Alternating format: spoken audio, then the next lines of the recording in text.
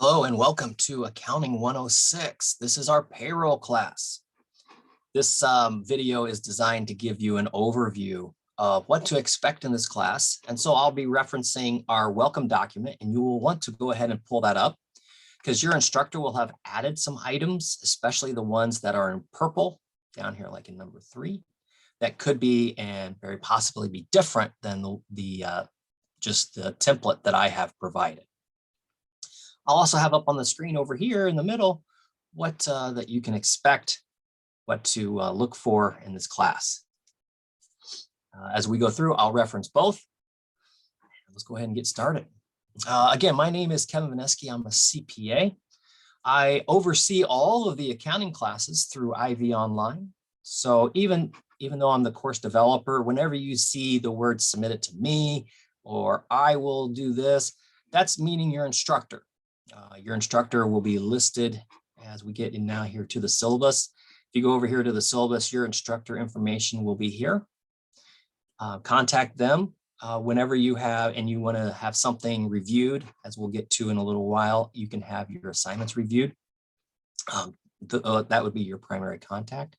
My information is down here, and you can contact me whenever you'd like. If you would like suggestions, or if something's not going correctly that you want to let me know, feel free to do so. Best way to get a hold of me is through my email address. The syllabus, as you go all the way down to the bottom, this will give you a review of everything that is due or coming up. So if you ever want to reference, that's what at the very bottom of the syllabus. And yours will then have due dates. The due dates on the template course are of course not set. Your instructor will go in and set those for your particular class. We're gonna go through. There's 9 items down here, and hopefully within about 15 minutes we'll get through, and you'll have a real good idea of how to navigate throughout the course, where to find things, and ultimately learn payroll and succeed in this course. The number 2 item here, the book. There is no book, so hopefully that's designed to provide a big savings to you, hopefully.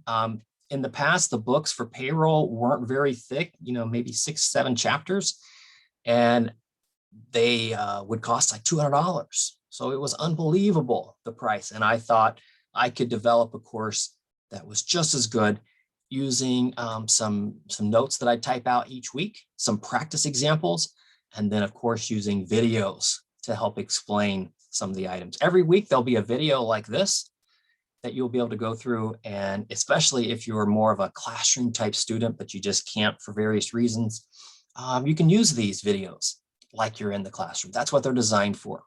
I'm going to try to teach it just as I would if I was in the classroom. Let's go ahead and then look at here, instead of the book, where you're going to find a lot of this information. You go over here to the modules, and inside each module, right near the top, you're going to find learning activities. This is where everything that you need is located.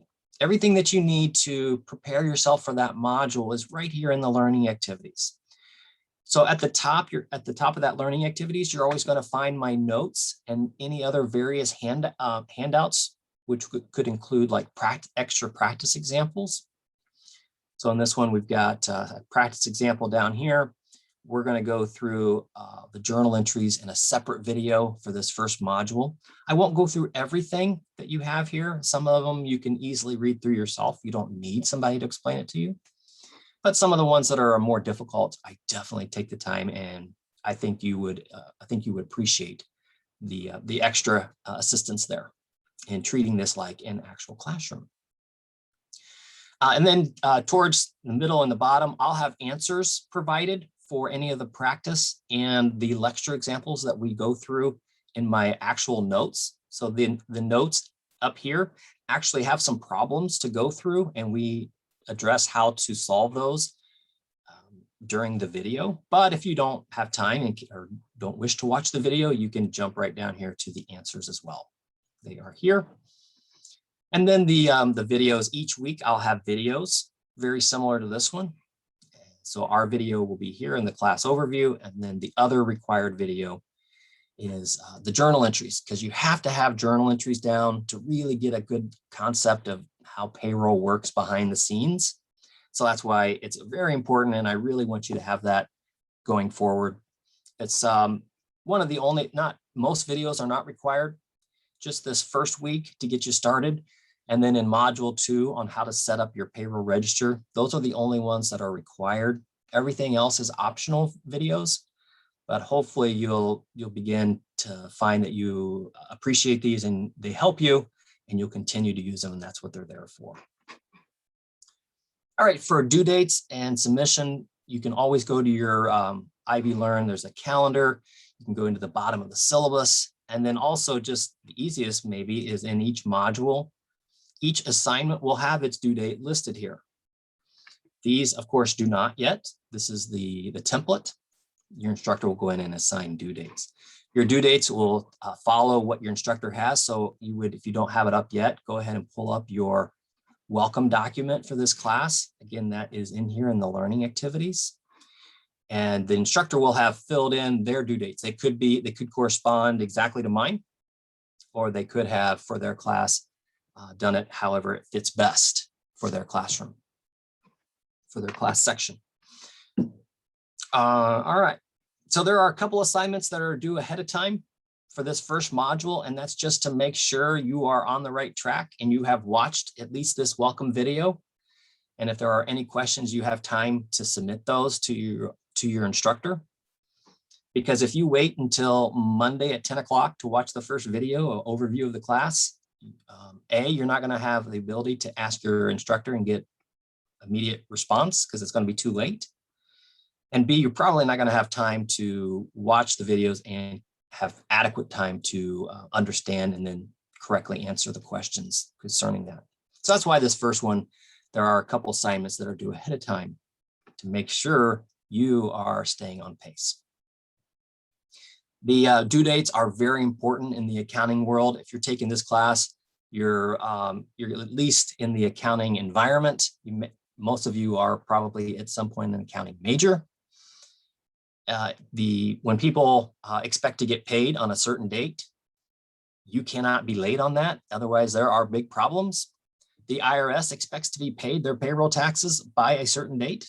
If they're not, you will be penalized as a company. That company will not like that. So due dates, we've got to get into that habit now of making sure we always meet our due dates, never having the actual official due date as our due date, always using our own personal due date, which is at least 2 days ahead of time. I always have at least 2 days advance. Discussion boards, there are a couple discussion boards throughout the class, I think 4 total, and kind of go over some different opinions on what would you do in this scenario? How is this good or bad? How, when they're making the payroll laws or divvying out the taxes, is this a good way or not? Is this a good thing for taxes to go towards? They're going to have some different items for you to discuss, and hopefully that allows you to get a more in-class feel as well. You'll have your original submission, your original post. It's always going to be 2 days before the actual due date. The due date will then include all replies, at least 2 replies. And those replies can also be, if another student replies to your post, then you reply back to answer their question or to fill in more information. That would count as a reply. All right, some various issues here, number 5, that may come up. So these are just items just as good practice to do throughout the course and any course. Always have your due date be at least 2 days ahead of the actual final due date. Think of that final due date as an end all. You want to have your due date at least 2 days. Make it more than that if you need to, if that helps you. But if the due date is Monday in your course, have it be Saturday for you. Therefore, if you can't hit that Saturday due date because something came up last minute, you've got an automatic 2-day extension. You have until that Monday, then the actual final due date. So then you can breathe a little bit sigh of relief. If something does come up where you can't hit your due date, and then you know it's going to feed in even further, possibly and to get past the Monday due date, by that Saturday night, and you can kind of foresee that happening, email your instructor, let them know what's going on. As long as it's not a reoccurring issue where it's always coming up week after week, they'll most likely be willing to work with you if you have stayed proactive. If you email them Monday at about 10 o'clock, that's going to be too late. You are scrambling at that point. You didn't work ahead of time, and you're a lot less likely to get any leeway, and especially if you wait till after the due date, then very, very little would be done at that point, just because in accounting, we've got to get out of that behavior, out of that practice. Note that use Ivy Learn through conversations. That's the best way to get a hold of your instructor, and then they'll put on their welcome document if there are any other ways that they wish to get you to get a hold of them. And if you do get an extension, let's say they give you a 2-day extension, that does not mean that you get 2 days for the next week's as well, to then give you the full week. It's just for that week. So that means your next module submission will be on a shorter time frame. With this class, with there being no book and with you being online, I'm going to try as best as I can to help you succeed and learn this material at optimal. So I'm going to provide lectures every single module. Again, only the first 2 modules will they be required. After that, they are there to assist you, and hopefully you'll continue to take advantage of them. I'll be the one that will be leading it, and then you will respond to your instructor if you have any additional questions or when you want to submit your items for review. And that leads us into this number 7 item, high scores. This is where you will submit your items for review to your instructor. So after you have gone in and learned the material, and you've taken, as you can see here, every module will have what's called a quiz. It's not really a quiz. It's just a homework assignment. But that's how they're labeled in Ivy Learn. So that's how I've labeled them here. What you have on these, you have unlimited time to take it. You can go in and out. You don't have to finish it in one setting. And what you also have is 2 attempts to take and to do well on each assignment. And what I do to make sure you're not going through and just answering A every time on the first attempt to see, well, those I don't have to do because I got those right. I take the average score. So I want you to take each attempt seriously. After you have gone through your first attempt, so you've done all the work and you've submitted it, and you got feedback on which ones were correct and incorrect. At that point, what you want to do is go in and redo the incorrect ones, go back and figure out what the correct answer is. And if you do it by the deadline shown, whatever your instructor decides to use, you can submit just those items that you missed, type them out just in a regular conversation email document, and email your instructor. They will then respond back to you that says, yeah, these are correct. Maybe if they're just blank, that means they're correct now. And when you submit them, they'll be correct. You won't have to worry about those. And then they'll highlight or somehow indicate the ones that are still incorrect. So it's kind of like having 3 submissions for especially those harder items that may be troubling you. So again, what you're going to do is you don't go in and actually copy and paste things. So that makes it way too long and it's hard to comment on. You'll just go in and type in one. If that was the one you missed, if maybe you missed number 7 as well, go ahead and put what you think the new correct answer is, not your old one, because you already know that that's wrong. Put in the new correct answer. And then if there's any of them that require some actual calculations, even if they're multiple choice, put out to the side how you got to answer B or how you got to the answer 4,000.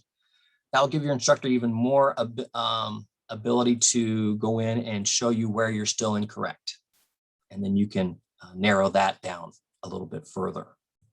And then they'll email you back with with any suggestions. You'll then go in and submit a second attempt, which will then take your average score. And that's what will be posted in the gradebook. Our last two items here, number 8, final project. This is a cumulative project for the entire semester.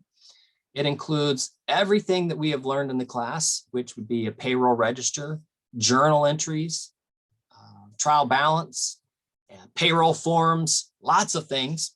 And we're going to do it for the entire 4th quarter. We're going to do it October, November, December. And I start introducing this project as early as module 4. You should have at least right around probably 75%, if not more, of the payroll project you could complete at that point. And you can begin to work on it. And I would especially get through the first month of October. Have that and then submit that to your instructor when you're done with the month of October. You would submit that, they will review it. They'll review your project up to 2 times. Make sure you're on the right track. That's why I suggest doing it your first attempt early.